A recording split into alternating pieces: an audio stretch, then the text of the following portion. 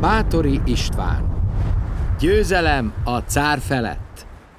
Amikor Báthori trónra lépett Krakkóban, a királyi kincstár szinte üres volt. A korábbi bevételeket azonban csaknem megduplázta.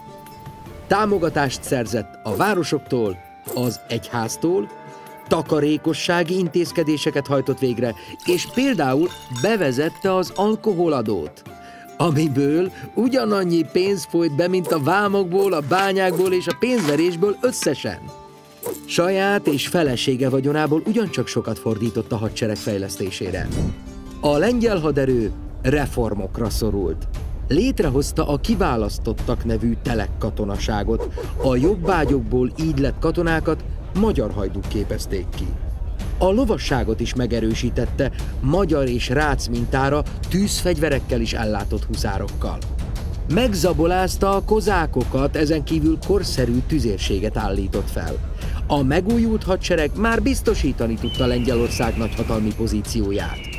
Királlyá választásakor Báthori esküvel fogadta, hogy visszafoglalja az oroszok által elfoglalt litván területeket, Livóniát, vagyis nagyjából a mai Észt és Lettországot. A vidék több szempontból is rendkívül értékes volt. Olyan gazdag kereskedővárosai voltak, mint Riga, Tallinn vagy Tartu. A hatalmas erdőségek rengeteg fát biztosítottak, tengerpartjának pedig óriási jelentősége volt kereskedelmi szempontból. Báthorira és seregére nehéz körülmények vártak. Előbb fagyott, majd az olvadás után mocsaras terepre számítottak.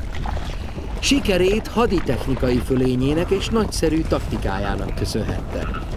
A korszerű tűzfegyverek mellett például mobilhidak alkalmazásával segítette serege előrenyomulását. Jó érzékkel nem csak a livóniai várakat ostromolta, hanem azokat is, amelyek a Livónia és Oroszország közti összeköttetést biztosították. Az első hadjárat során elfoglalta Polok várát, a másodikban Vieliszt, Usviatot és Velikielukit. Az időközben elhunyt Bekes helyett ekkor már unokaöccse Báthori Boldizsár vezette a magyar csapatokat. Szövetséget kötött a svédekkel, akik északról támadták az oroszokat. Nem mellesleg komoly propagandát folytatott, mozgó tábori nyomdája segítségével latin és német nyelvű kiadványokkal tájékoztatta Európát a háborúról. A harmadik mindent eldöntő hadjárat alatt a cár már felajánlott egyes livóniai területeket Báthorinak, de ő nem érte be ennyivel. Mivel Pszkov ostroma elhúzódott, pápai közbenjárással tárgyalóasztalhoz ültek a harcoló felek.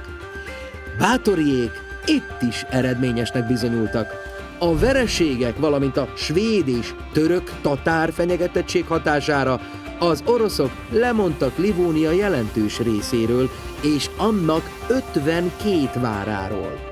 Az igazsághoz hozzátartozik, hogy noha a lengyel nemesség elvárta Báthoritól Livónia visszafoglalását, a győztes hadjáratban elsősorban Báthori erdélyi hadai vállaltak oroszlán részt. Bekes Gáspáron és Báthori Boldizsáron kívül ott volt a hadvezérek között a legendás Bornemissza Gergely fia, Bornemissza János, továbbá Vadas Mihály és Körössi János.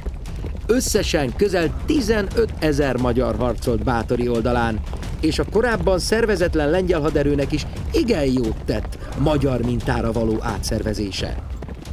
A lengyel király diadala az oroszok számára azt jelentette, hogy még több mint 100 évig kellett várniuk, hogy európai tengerhez jussanak és nagyhatalommá válhassanak. Báthori Lengyelországnak nem csak sikeres hadvezére volt, de a kultúra is aranykorát élte ebben az időben. Tudósok, művészek töltötték meg krakkói udvarát, Vilniusban egyetemet alapított. Ezen felül kemény kézzel, de rendet tudott tartani egy szétesés határán álló országban.